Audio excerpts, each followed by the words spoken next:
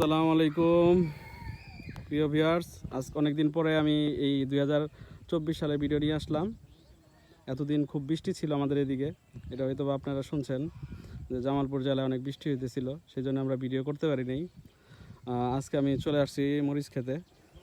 ওরকম কোনো প্রজেক্ট নাই ভালো, তবে এখন যে সবার গাছ এরকমই আছে সেইভাবে দেখাইতেছি আজকে। আসলে বিষয়টা হচ্ছে আমাদের এই জামালপুর জেলায় মরিচ চাষের জন্য খুবই বিখ্যাত। ইনারা যেভাবে চাষ করে সেটাই আমি তুলে ধরতেছি। এই আদিম যুগ থেকে, আমাদের দাদার আমল থেকে এইভাবে চাষ করে আসতেছে।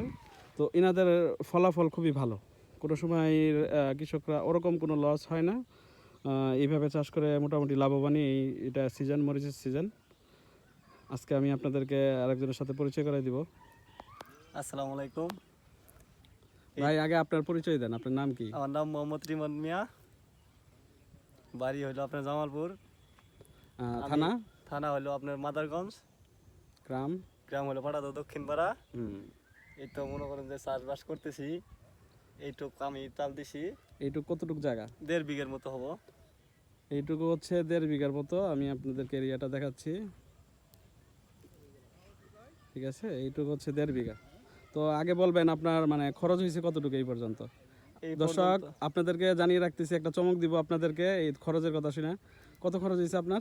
এই পর্যন্ত আমার খরচ হয়েছে আপনার 25-30 হাজার মতো। মানে 25-30 হাজার টাকা যে খরচটা হয়েছে সেটা হচ্ছে শুধুমাত্র সার আর গাছ বাবদ যেগুলো খরচ, সেগুলা। কিন্তু কোনো ওয়ার্কারের কোনো খরচ নাই, যে শ্রমিক নেবে এরকম কোনো কিছু নাই। না, এরকম ঠিক কোনো আছে, খরচ নাই। নিজেই সব কিছু করছে, কোনো খরচ নাই। দেখেন এই পর্যন্ত খরচ। আর বেশি খরচ হইলে আর কতটুকু হইতে পারে? সার বড় জোর 15,000, 10,000।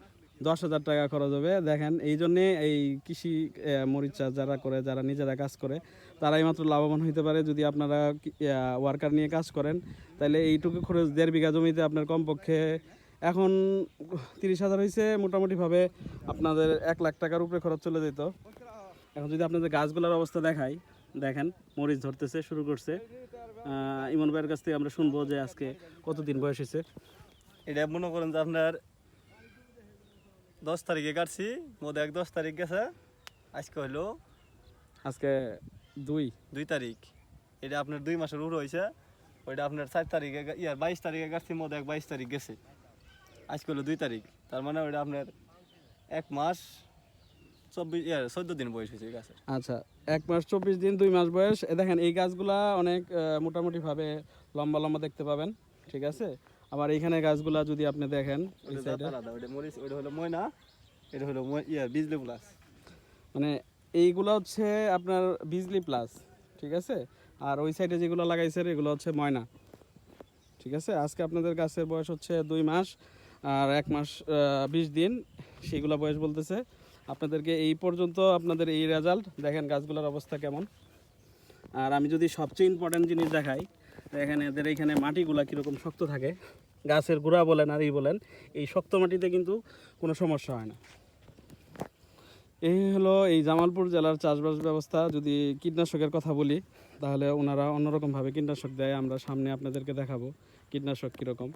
তো এই জাতটা কি? এটা হলো ময়না। ময়না। দেখেন ময়নাতে যদি গাছের অবস্থা দেখেন, সবগুলাতে 1 মাস ইয়াতে মরিচের ফুল আসছে, মরিচ ধরতেছে, ঠিক আছে? ওগুলো আছে মোটামুটিভাবে।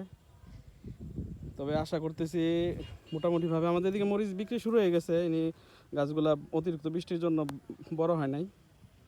এই হলো আপডেট মরিচ ক্ষেতের। তো মরিচ যখন ভালোভাবে বিক্রি শুরু হবে, তখন আমরা আপনাদেরকে আবার নিয়ে আসবো, ঠিক আছে? আমরা আবার আপনাদেরকে পুরো ক্ষেতটা দেখাচ্ছি। তো আমরা এই আপডেট আপনাদেরকে দিতে থাকবো ইনশাল্লাহ। আজকে এই পর্যন্ত। সবাই ভালো থাকবেন আর আমার চ্যানেলটাকে সাবস্ক্রাইব করবেন, এই আশা ব্যক্ত করতেছি। আমি এই সিজনে সম্পূর্ণ ফলাফল দিব আপনাদেরকে। আসসালামু আলাইকুম।